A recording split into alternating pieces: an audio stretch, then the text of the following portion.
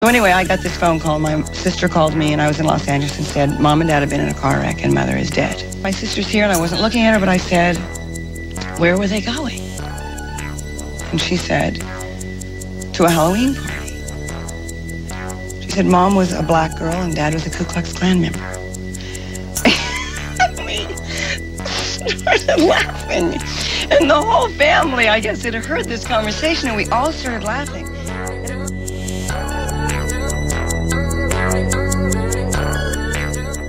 Welcome to the Dark Times channel. Before I dive in, y'all know what to do. Please go ahead and hit that like button for me. Anything you guys can do to help the channel, whether it's hitting the like button, subscribing to the channel, definitely appreciate it. And so, as you all may know already, both Kirstie Allen and Barbra Walters have passed away recently. And of course, their memory and their legacy is being celebrated on most major networks and across social media. And so I know most of my listeners are definitely aware of how the so-called black men and women are treated when they're gone, or not even when they're gone. A lot of the times just when they get older and they lose their usefulness to the dominant society.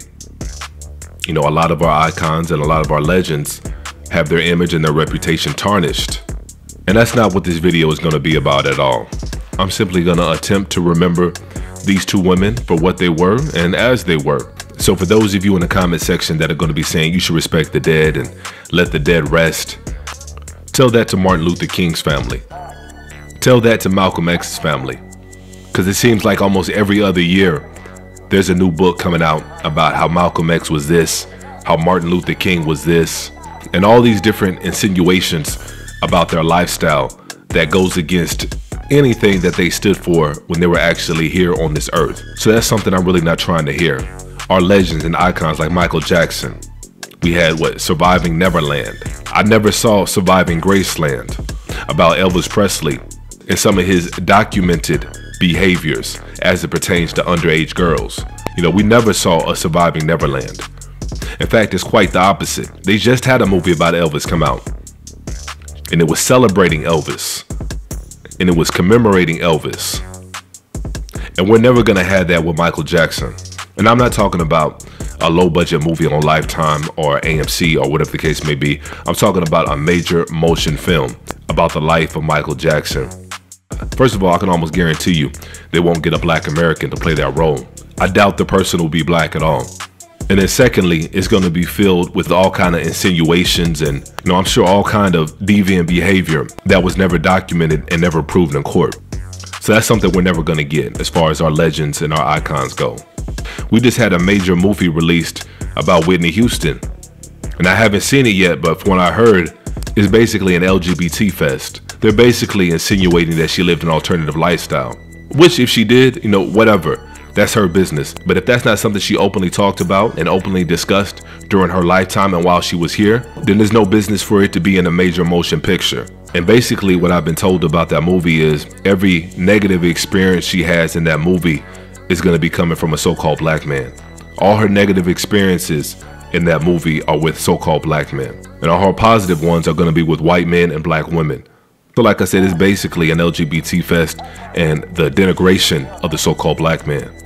So like I said, it's important for us to remember their icons and remember their legends as they were, at least as they were to us and what they meant to us, because they damn sure do the same thing when it comes to our legends and our icons.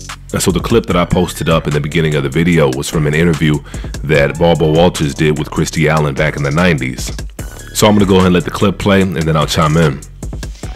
In this time period, when I got a call that, first of all, you have to know that my mother was a very funny person. She and I were a little bit like oil and water. Didn't mix too well. She was a very funny person. And so I'm gonna go ahead and pause it right there real quick. Pay attention to how Kirstie Allen is trying to set this up. She says her mother is a comedian.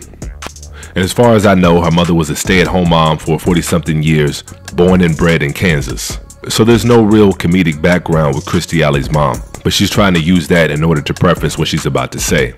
I'm gonna go ahead and let the video continue. So anyway, I got this phone call. My sister called me, and I was in Los Angeles, and said, Mom and Dad have been in a car wreck, and Mother is dead, and Dad is dying. And I,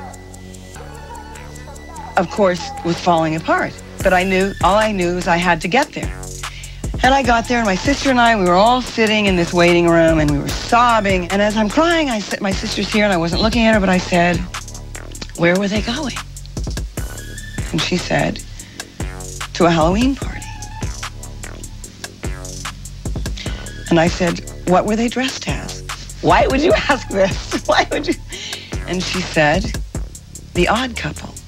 And I said, oh. And I'm thinking, what Odd Couple? Walter Matthau and Jack Lemmon? Well, what were their costumes exactly? She said, Mom was a black girl and Dad was a Ku Klux Klan member. We started laughing. And the whole family, I guess, had heard this conversation, and we all started laughing. And it was the greatest tribute that you could give my mother. You know, and I really realized that through us, she existed. You know, she would continue.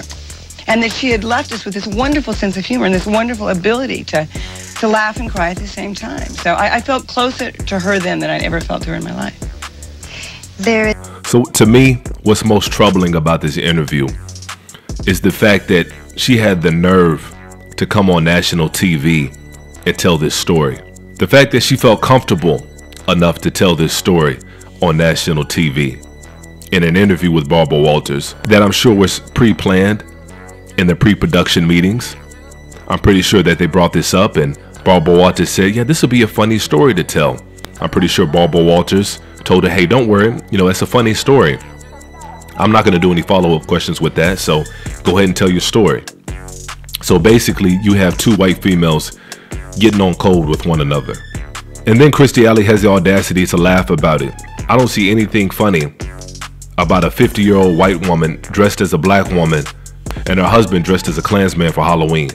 You know, there's nothing funny about that.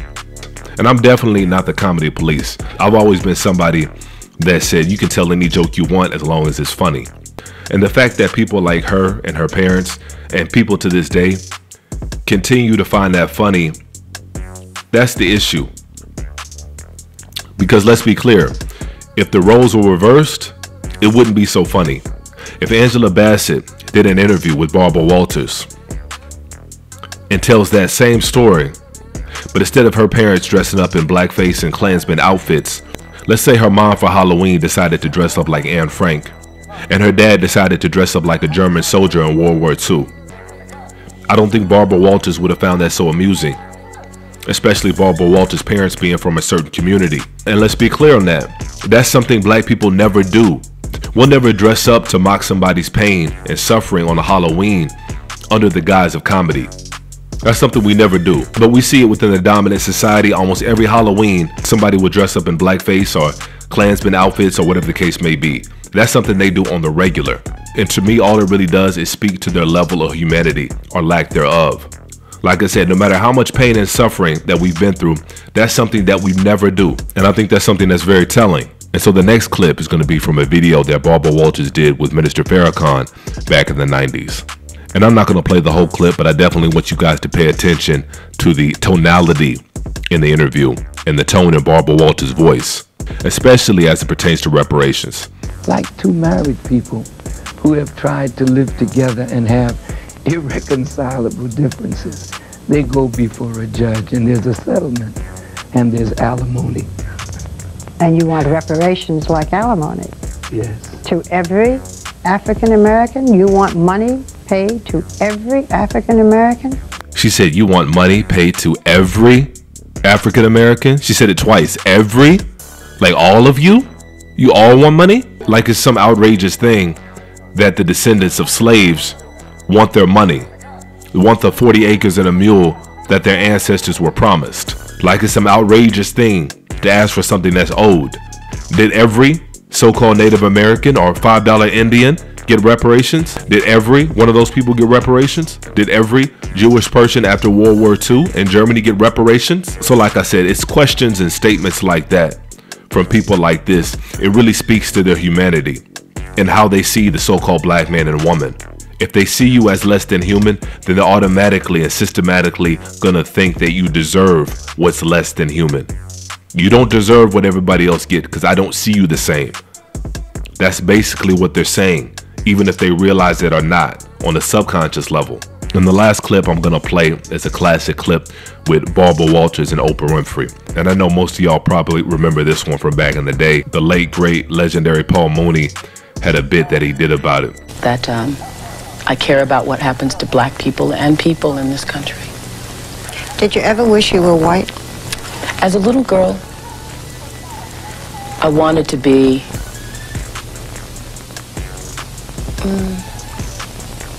yeah, I did. She said everything but Yaza, Miss Barbara. Miss Barbara, Yaza.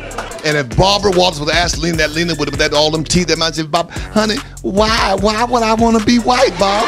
And look white. Honey, what a ridiculous question. Barbara, are you on drugs, honey? And so to quote the late, great Paul Mooney, even if that was true, even if deep down you've been so psychologically defeated that you actually wanted to be white, that's not something you say on national TV. And like I said before with Barbara Walters' previous interviews, you know, they have these pre-production meetings, and I'm quite sure this is brought up, and this is something that Oprah was prepared for. It's not something that she was caught off guard. So she had plenty of time to reflect on what she was going to say and what she wasn't going to say. And Barbara Walters was somebody that had a really, really close relationship with Oprah Winfrey over the years. You know, they did numerous of interviews together and appeared on each other's shows numerous times. So they had a really close relationship. And Oprah has made a career off of being a mammy, both on her talk shows and both in her movies, going all the way from The Color Purple to the movie Precious. Most of those movies are going to go out of the way to show some of the most horrific and negative experiences that the so-called black man or the so-called black woman can possibly have within a community. They're not regular stories. They're not common stories that we experience in our lives. They're always the outliner. And you can find those outliner stories and those tragic stories within any family and within any community. But Oprah Winfrey has made it her business to make sure that's the main story and the main narrative in almost all of her movies. So like I said, Oprah's made a career out of being a mammy. And because of that, somebody like Barbara Walters has gone out of her way to help elevate Oprah Winfrey. Had it not been for the Barbara Walters, Oprah Winfrey wouldn't be where she's at today. Somebody with a billionaire status like that always needs somebody from the dominant society to co-sign them. And so I could have made this video, you know, 2 or 3 hours long with all the different interviews that Barbara Walters did over the years, slick talking, whether it be from Michael Jackson or, you know, any number of so-called black celebrities. I could have made this video 2 hours long if I wanted to, but these are probably some of the more iconic videos that a lot of us can remember. And so I think that's going to be a good spot to go ahead and close out. Make sure you guys go ahead and hit that like button for me if you haven't done so already, and make sure to subscribe to the channel. And once again, thank you for watching, and as usual, peace, chaos.